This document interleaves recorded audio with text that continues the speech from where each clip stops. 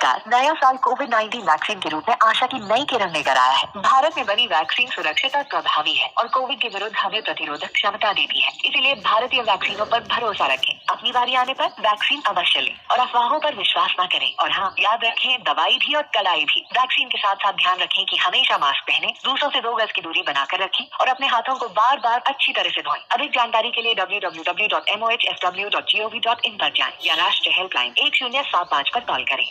क्या आपने सुना ये कॉलर ट्यून? दरअसल ये वही कॉलर ट्यून है जिसे लोग सुनकर अब उब चुके हैं और इस पर उच्च न्यायालय की तरफ से भी टिप्पणी की गई है।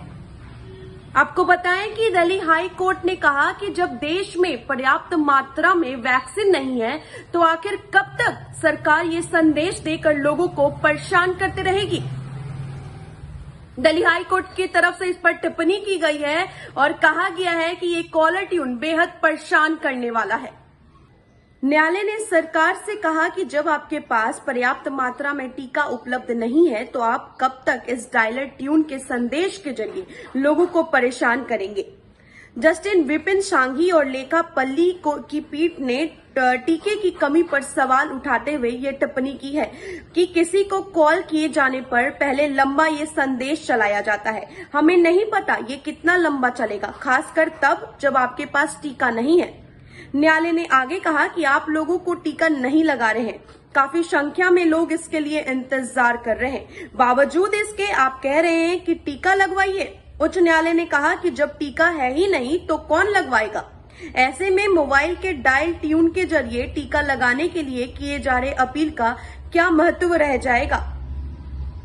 दिल्ली हाई कोर्ट ने सरकार से आगे कहा कि आपको हर व्यक्ति का टीकाकरण करना चाहिए। भले ही आप इसके लिए कुछ पैसा ले लीजिए, लेकिन टीका सभी को लगना चाहिए। सरकार को ऐसे मामलों में इनोवेटिव होकर सोचने की जरूरत है।